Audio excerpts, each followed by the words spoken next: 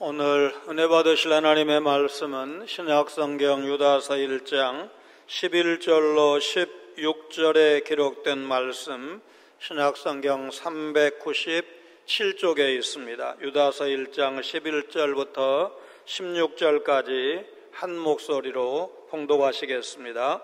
화 있을진저 이 사람들이여 가인의 길에 행하였으며 삭슬 위하여 발람의 어그러진 길로 몰려갔으며 고라의 패역을 따라 멸망을 받았도다. 그들은 기탄 없이 너희와 함께 먹으니 너희의 애찬의 암초요 자기 몸만 기르는 목자요 바람에 불려가는 물 없는 구름이요 죽고 또 죽어 뿌리까지 뽑힌 열매 없는 가을 나무요 자기 수치의 거품을 뿜는 바다의 거친 물결이요 영원히 예비된 캄캄한 흑암으로 돌아갈 유리하는 별들이라. 아담의 7대손 에녹이 이 사람들에 대하여도 예언하여 이르되 보라 주께서 그 수만의 거룩한 자와 함께 임하셨나니 이는 무사람을 심판하사 모든 경건하지 않은 자가 경건하지 않게 행한 모든 경건하지 않은 일과 또 경건하지 않은 죄인들이 주를 거슬러한 모든 완악한 말로 말미암아 그들을 정죄하려 하심이라 하였느니라. 이 사람들은 원망하는 자며 불만을 토하는 자며 그 정욕대로 행하는 자라. 그 입으로 자랑하는 말을 하며 이익을 위하여 아첨하느니라.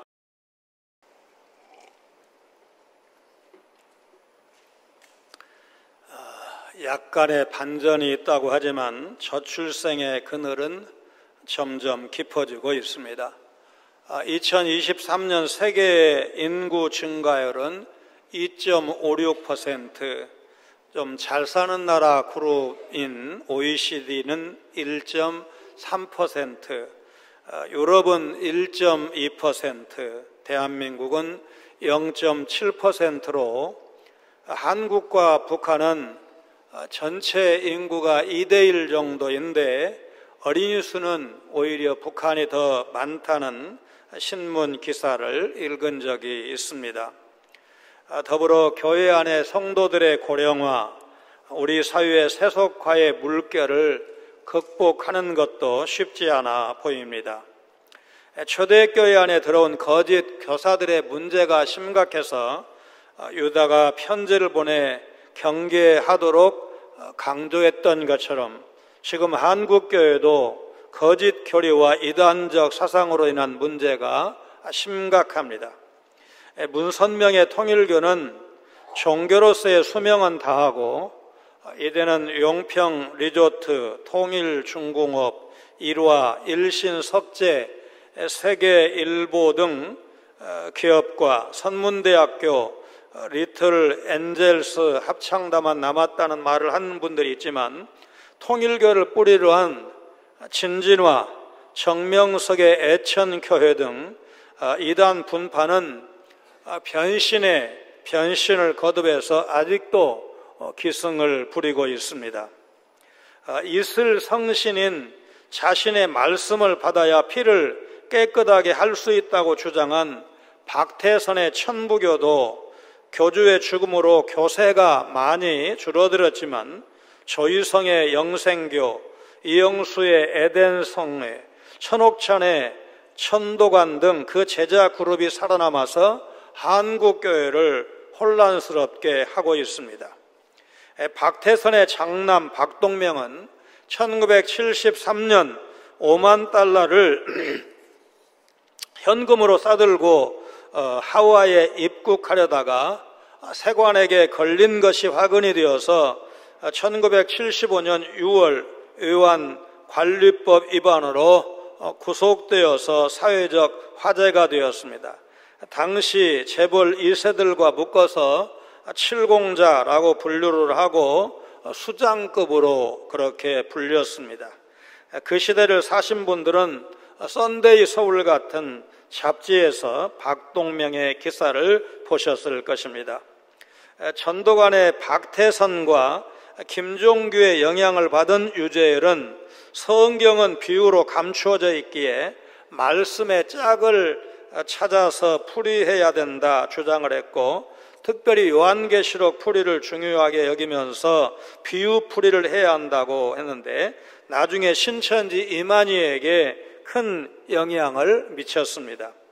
어린 종이라 불린 유재열은 요한계시록에 나오는 두 증인 중에 한 명이 자신이라고 그렇게 주장을 하면서 추종케 했습니다. 이 교리에 따라 7천사, 24장로, 구원받을 수 14만 4천 명의 신도를 모집해서 지상 왕국을 건설하고 육신 영생을 꾀하고자 했습니다. 이만희의 고소로 유죄 판결을 받고 그 뒤에 나온 다음에 이제 미국으로 건너가서 유재열 본인은 오히려 종교인이 아니라 기업인으로 활동하고 있는데, 그 아류인 구인의의 천국복음전도회, 김풍일의 새빛 등대 중앙교회, 이만희의 신천지 증거 장막 성전이 영향을 받아서 지금도 활발히 포교 활동을 벌이고 있습니다. 구원파는 교리적으로 잘못되었을 뿐만 아니라 세월호 사건에서 볼 수 있듯이 우리 사회에 끼친 악영향이 엄청납니다. 한때 우리 사회를 깜짝 놀라게 했던 1987년에 주식회사 오대양 32명 자살 사건도 박순자에 의해서 저질러진 어처구니 없는 집단 자살로 조사 결과 판명되었습니다. 이제 박순자와 유병헌이 사체를 거래한 흔적은 찾았지만 유병헌이 직접 자살을 지시했다거나 실행했다는 혐의는 입증하지 못한 것으로 수사 결론이 나왔습니다.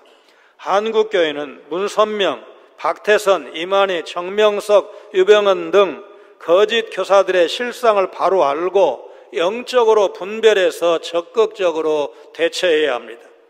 이 세상에는 다양한 선택이 가능한 것처럼 말하지만 줄이면 결국 두 길, 구원의 길과 멸망의 길이 있습니다. 어떤 길을 선택하느냐에 따라서 영원한 생명과 영원한 죽음이 결정되는 것입니다.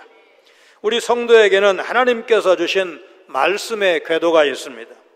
오늘 본문은 우리 성도가 왜 말씀의 궤도를 벗어나서는 안 되는지 그 이유를 분명하게 알려주고 있습니다. 유다는 11절에서 거짓 교사인 대적들에게 화가 있을 것을 선언하고 있습니다. 거짓 교사들은 가인과 발람, 고라의 잘못을 그대로 따랐습니다. 가인은 아우 아벨을 죽인 살인자였습니다.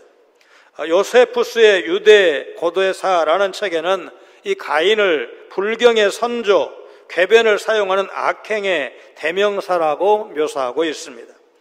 부올의 아들 발람은 뇌물을 받고 이스라엘 백성을 저주하려 했습니다. 또 발락을 가르쳐서 이스라엘 자손으로 하여금 우상의 제물을 먹게 했고 간음을 행하도록 만들었습니다. 유다가 책망하는 1세기 교회에 들어온 거짓 교사들은 구약의 발람처럼 제물을 얻기 위해 범죄했습니다. 민수기 16장을 보면 고라는 다단, 아비람 등을 규합을 해서 모세와 아론을 대적하고 제사장 권력을 찬탈하려다가 하나님의 진노를 샀습니다.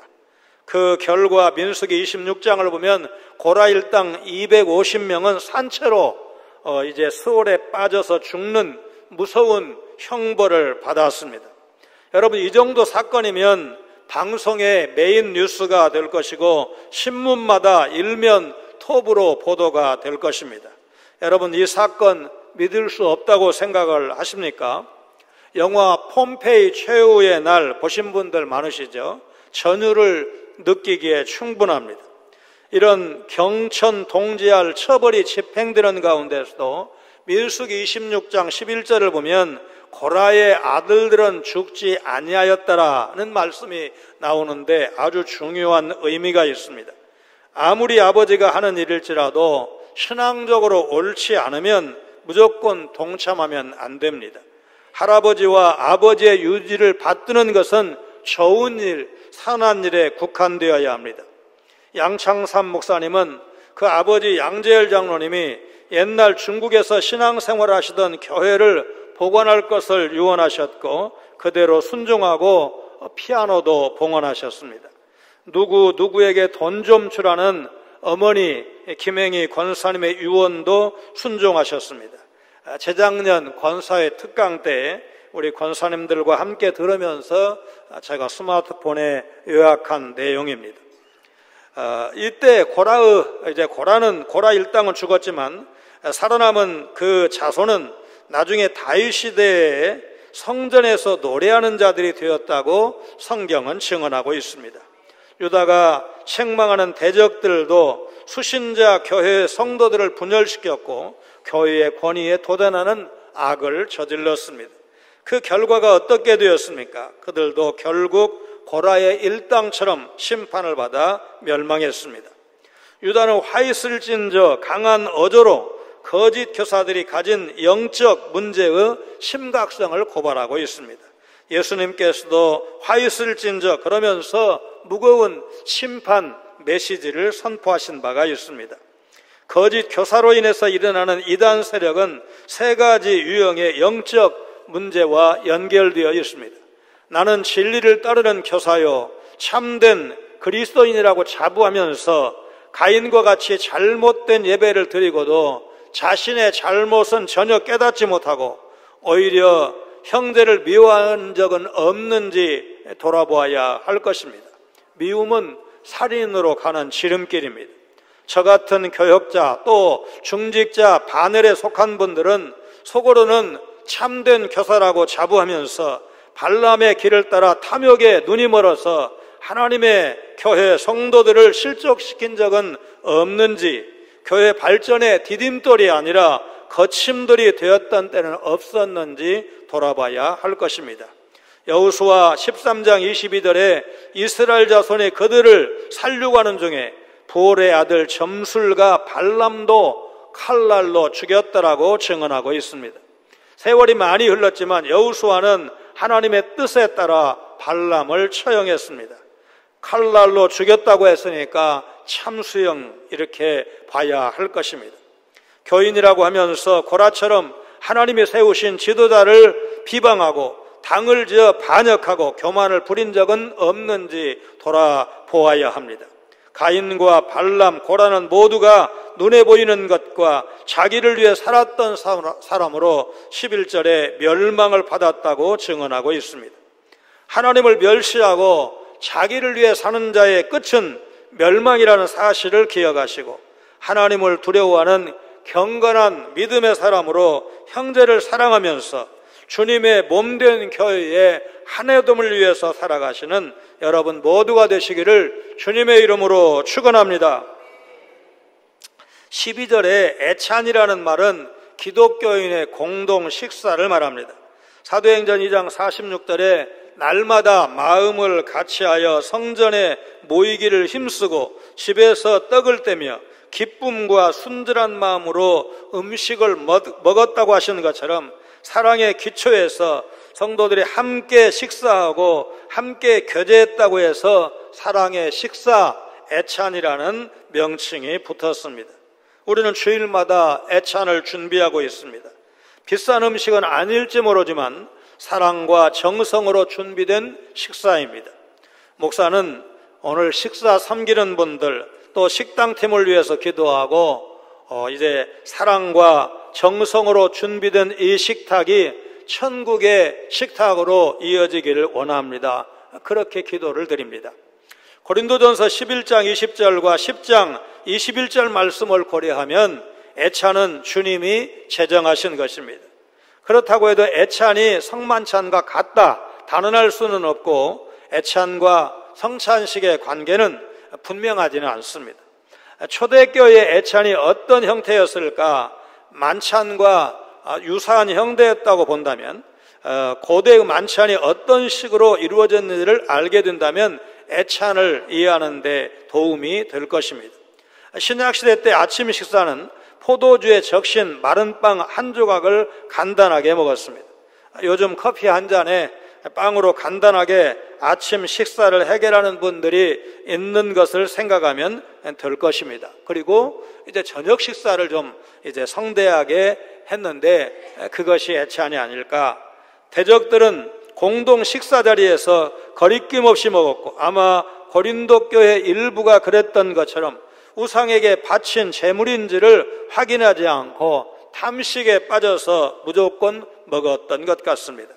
그래서 이들은 배를 난파시키는 암초요, 에스겔 선지자가 말씀한 양의 안위가 아닌 자신의 안위만 생각하는 거짓 목자였습니다.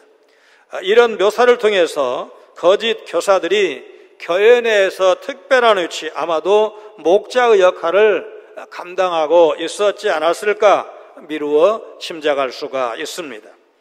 이어서 대적들의 정체를 폭로하는 네 가지 비유가 12절, 13절에 나옵니다. 그들은 잠언 25장 14절에 말씀한 것 같은 비를 몰고 오지 않는 구름, 곧 쓸모없는 존재들이었습니다. 그리고 아무런 도움이 되지 않는, 두 번 죽어서 뿌리 뽑힌 열매 없는 가을 나무와 같았습니다. 뿌리까지 뽑힌 나무는 하나님의 심판으로 존재의 근거까지 완전히 없어진 것을 의미합니다. 잠언 2장 20절로 22절을 보면 지혜가 너를 선한 자의 길로 행하게 하며 또 의인의 길을 지키게 하리니 대저 정직한 자는 땅에 거하며 완전한 자는 땅에 남아 있으리라. 그러나 악인은 땅에서 끊어지겠고 간사하는 자는 땅에서 뽑히리라. 그들은 요동하는 바다가 진흙과 더러운 것을 다 솟구쳐내듯이 수치스러운 것만 드러낼 뿐입니다. 유리한 별들이 마지막 지하의 암흑에 갇히게 된다는 사고는 에티오피아 에녹서에 나타납니다. 유다는 여기에서 착안해서 대적들의 실체를 영원히 예비된 캄캄한 흑암으로 돌아갈 유리하는 별들이라고 규정을 합니다. 유다는 거짓 교사들의 실상을 자연적 이미지를 통해서 실감나게 드러내고 있습니다. 거짓 교사들의 가르침은 마치 독버섯처럼 퍼져가고 있습니다. 한국교회 전도 열기를 식게 한 제일 큰 원인이 무엇일까? 우리의 열정이 식은 것도 원인이고 세속화도 원인이지만 한국교회의 암초와 같은 여러 이단의 발호를 떠올리지 않을 수가 없습니다. 엊그제 여름 동안 사용하지 않았던 이제 식당 청소하시느라 아마 더운 날씨에 고생하셨을 것입니다. 청결 상태로 방학을 시작했지만 습기에 의해서 녹이 나고 곰팡이 피는 것을 막는 것이 쉽지 않은 것을 우리가 많이 경험을 합니다. 이번에는 제습기 덕분에 예년보다 한결 나았다는 말씀을 어제 들었습니다. 하나님은 거짓 교사들의 실상을 분별할 수 있도록 12절, 13절에 그들의 정체를 명확하게 드러내셨고 언급되는 6개의 특징을 한마디로 요약한다면 허상입니다. 믿음은 바라는 것들의 실상이지만 거짓 교사들의 가르침은 허상뿐이라는 사실을 깨달아야 합니다. 거짓 교사들은 성도의 영혼을 돌보는 데는 관심이 없고 자신의 욕심과 쾌락만 채우려고 합니다. 8월 18일 주일과 오늘 언급한 한국교회 주요 이단들이 한결같이 바로 자신의 욕심과 쾌락만 채우려 한다는 사실을 알 수가 있습니다. 결혼 경력이 있는 40대의 문교주는 고등학교 여학생을 차량으로 납치해서 강제로 결혼했습니다. 만민 성결교회 이재록은 무안의 고향마을 우물이 치유의 능력이 있는 것으로 선전해서 이제 고가에 팔아서 거액을 챙겼습니다. 담당 보건소는 식수 적합 여부를 검사해서 식음료 부적합 이렇게 판정을 했습니다. 생수 판매하는 집단들이 상당히 많은데 전도관의 박태선이 최악입니다. 교주가 축복했다고 주장하는 물을 생명물이라고 부르면서 신성시했습니다. 생명물을 마시면 병이 낫고 시체에 그 물을 뿌리면 시체가 썩지 않는다는 억지 주장을 하기도 했습니다. 성령 수술이라는 안수행위로 유명한 할렐루야 기도원의 김계화 원장도 만병통치하기로 되는 듯이 능력의 생수라는 물을 판매한 적이 있습니다. 중요한 것은 주요 교단들이 다 이 할렐루야 김계와 원장을 이단으로 정죄했다는 사실입니다. 참으로 한심한 일입니다.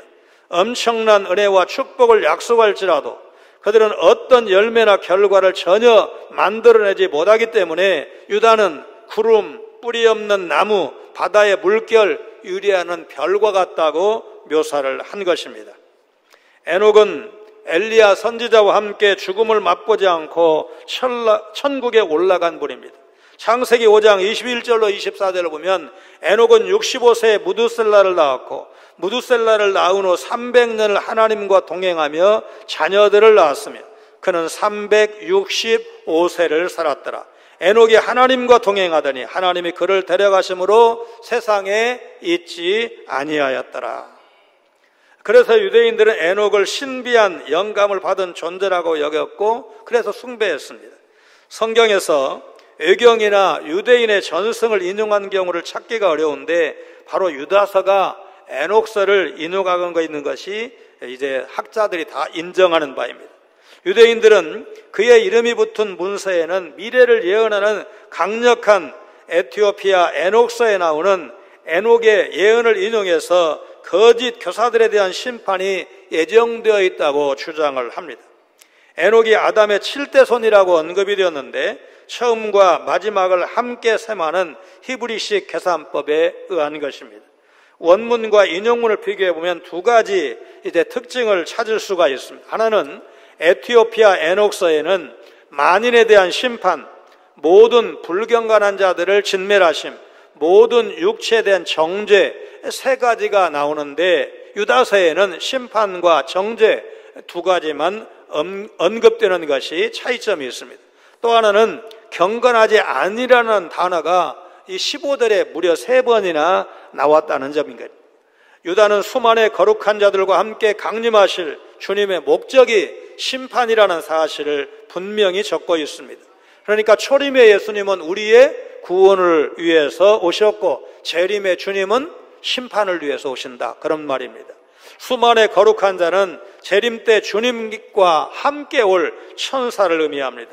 마가복음 8장 38절에 누구든지 이 음란하고 죄 많은 세대에서 나와 내 말을 부끄러워하면 인자도 아버지의 영광으로 거룩한 천사들과 함께 올 때에 그 사람을 부끄러워하리라.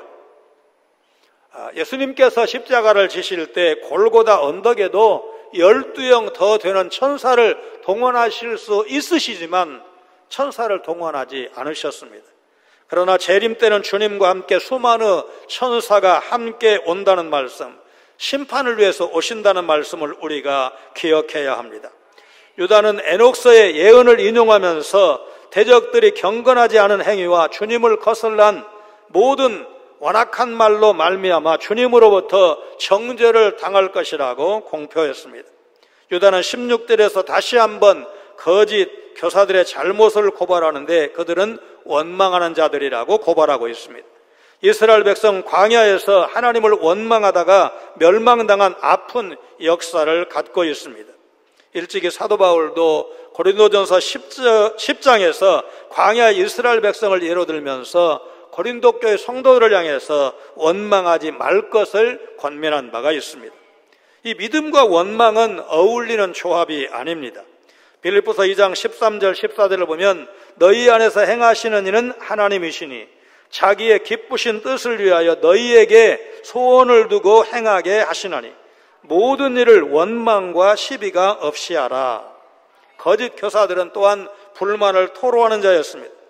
불만을 토로하는 자는 신약성경의 유다서에만 나오는 표현입니다. 교묘하게 불만을 말하는 사람을 여러분 조심하시기를 바랍니다. 필로도 이 단어와 같은 어근에서 파생된 동사를 가지고 광야에서 불평을 일삼고 원망을 입에 달고 살다 멸망한 이스라엘 백성을 언급한 바가 있습니다. 거짓 교사들은 정욕을 쫓아서 살았습니다. 문선명의 성주식은 이제 피와 그 술을 섞어서 결혼하는 신랑 신부가 같이 나누어 먹는 의식이고 또 박윤식의 피가름도 그 교회에서는 이제 부인을 하지만 이탈자가 사실이라고 증언한 적이 있습니다. 야고보서 1장 15절을 보면 욕심이 잉태한 즉 죄를 낳고 죄가 장성한 즉 사망을 낳느니라. 이 말씀에 의하면 욕심은 악의 근원입니다. 또 거짓 교사들은 자랑을 일삼았다고 했습니다. 이 자랑이라는 말은 유다서 그리고 베드로후서 2장 18절에 사용됐는데 한마디로 자랑은 잘난 체하고 자기를 과시하는 것입니다.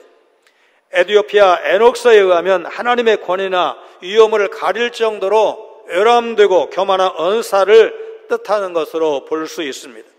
거짓 교사들이 입으로 짓는 죄 중에는 자랑과 함께 아첨하는 것도 포함이 됩니다. 자신의 이익을 도모하기 위해서 특정인에게 과도한 관심과 애정을 쏟는 자들이 바로 거짓 교사들입니다. 신천지의 이만희가 압구정동에 돈 많은 유부녀 김아무개에게 나는 사실 총각이다. 나에겐 하나님이 보내주신 짝이 있어서 그 사람과 결혼해야 한다. 그게 바로 당신이고 때가 되어서 당신이 신천지에 온 것이다. 그러면서 이혼하지 않으면 남편과 두 아들이 죽는다고 협박해서 이혼하게 하고 요란스럽게 결혼식을 올렸지만 약 8년 후에 파탄이 난 것을 우리가 알고 있습니다. 물질적 이익을 쫓아서 부하뇌동하는 그레데교에 들어온 영주주의와 유대주의자들을 사도 바울이 통렬하게 책망한 바가 있습니다. 디도서 1장 11절을 보면 그들의 입을 막을 것이라. 이런 자들이 더러운 이득을 취하려고 마땅하지 아니한 것을 가르쳐 가정들을 온통 무너뜨리는도다. 건강한 교회는 가정을 세우라고 가르칩니다. 그런데 이단들은 앞서 이만희에게서 볼 수가 있듯이 또 통일교회 문선명에서 볼 수가 있듯이 아무리 그 교단에서는 교회에서는 공적으로 우리 그거 아닙니다 그렇게 부인을 하지만 이제 일탈에서 나온 사람이 남편 얼굴을 볼 낯이 없습니다. 어떻게 해야 됩니까? 그렇게 이제 건전한 교단의 목사에게 상담했다는 이야기를 들은 적이 있습니다. 이익을 탐하는 거짓 교사들의 추악한 모습은 11절에서도 이미 언급된 바가 있습니다. 원망과 불만은 우선 자신을 병들게 합니다. 그 다음 주변에 같이 사는 사람들을 불편하게 만들고 무엇보다도 하나님의 명령인 범사에 감사라는 말씀을 정면으로 위반하는 일이 됩니다. 언론은 공정, 신속, 비판을 생명으로 공동체 발전에 기여할 수가 있지만 개인의 원망과 불평은 다릅니다. 반면에 감사는 하나님을 신뢰하는 성도의 반응이라고 할 것입니다. 10명의 정탐꾼과 다수의 이스라엘 백성이 보여주었듯이 믿음이 없으면 불평하게 되어 있습니다. 원망은 불만에서 비롯되지만 더 나아가서 남 탓을 하는 것입니다. 이런 자세는 모든 것이 하나님과 이웃 탓이고 자신에게는 전혀 책임이 없다는 유아 근성에서 비롯되었다 할 것입니다.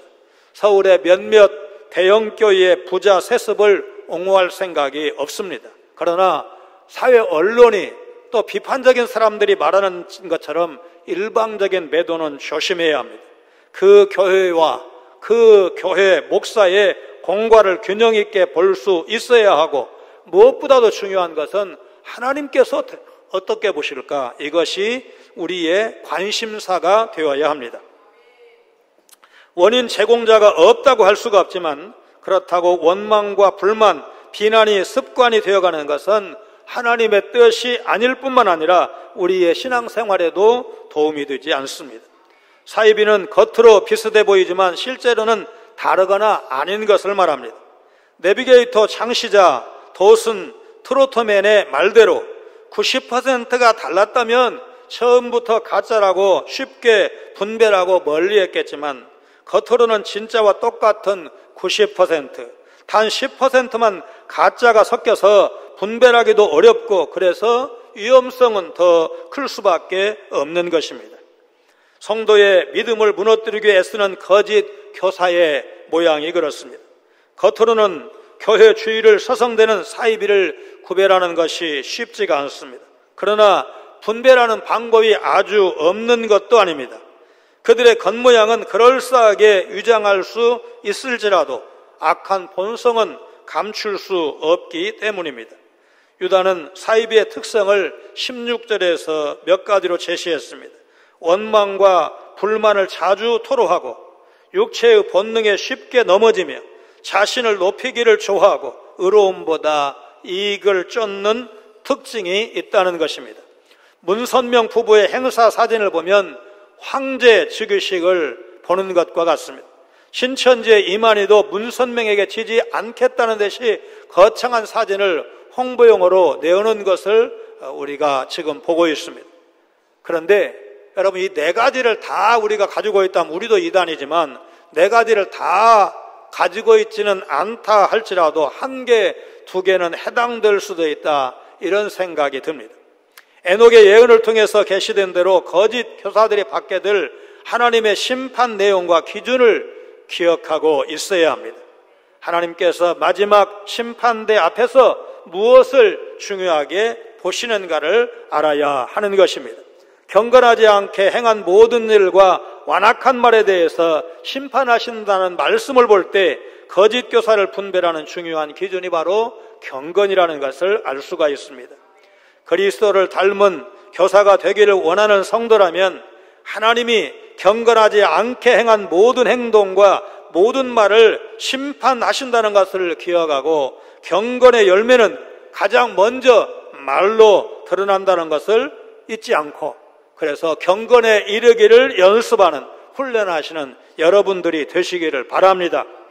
한국교회 거짓 교사와 이단들을 영적으로 분별하기 위해서는 그들의 영적 문제의 본질이 무엇인지, 또 그들이 어떻게 허무한 실상을 가지고 있는지 하나님의 말씀, 그 성경을 기준으로 해서 파악해야 됩니다.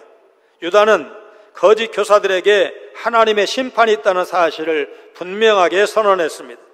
그들은 잘못된 길, 믿음의 열매를 맺을 수 없는 길, 영원한 멸망의 길을 택한 것인데 한마디로 궤도에서 이탈한 것입니다. 우리 성도들은 시인처럼 생명의 길을 가야 합니다. 시편 1편 1절로 3절, 6절 말씀을 차례로 읽겠습니다. 복 있는 사람은 악인들의 꾀를 따르지 아니하며 죄인들의 길에 서지 아니하며 오만한 자들의 자리에 앉지 아니하고 오직 여호와의 율법을 즐거워하여 그의 율법을 주야로 묵상하는도다. 그는 시냇가에 심은 나무가 철을 따라 열매를 맺으며 그 잎사귀가 마르지 아니함 같으니 그가 하는 모든 일이 다 형통하리로다. 무릇 의인들의 길은 여호와께서 인정하시나 악인들의 길은 망하리로다. 여러분, 그렇습니다. 의인이 가는 이 길은 진리의 말씀을 쫓는 길입니다. 히브리서 11장에 기록된 믿음의 선진들의 발걸음을 기억하시기 바랍니다. 하나님의 말씀은 생명의 궤도와 같습니다. 종교개혁자 존 칼빈이 하나님의 말씀이 가라고 하는 곳까지 가고 하나님의 말씀이 멈추라고 하는 곳에서 멈춘다라고 말한 것처럼 말씀의 궤도를 쫓아 영원한 생명에 이르시기를 바랍니다. 요한복음 14장 4절로 6절 말씀 같이 읽습니다. 내가 어디로 가는지 그 길을 너희가 아느니라. 도마가 이르되 주여 주께서 어디로 가시는지 우리가 알지 못하거늘 그 길을 어찌 알겠사옵나이까. 예수께서 이르시되 내가 곧 길이요 진리요 생명이니 나로 말미암지 않고는 아버지께로 올 자가 없느니라. 예수 믿어야 구원받습니다. 예수님 가신 길이 그분의 제자인 우리 성도가 가야 할 길입니다. 예수님 가신 길 따라가면 마침내 목적지에 도착할 수 있을 것입니다. 믿고 순종하며 주님과 동행하시는 여러분 모두가 되시기를 주님의 이름으로 축원합니다. 거룩하신 하나님, 거짓 교사들의 그릇된 예배, 물질에 대한 탐욕, 정당한 권위에 대한 도전 등의 죄는 결국 멸망에 이르게 되는 성경적 교훈을 잊지 않게 하여 주옵소서.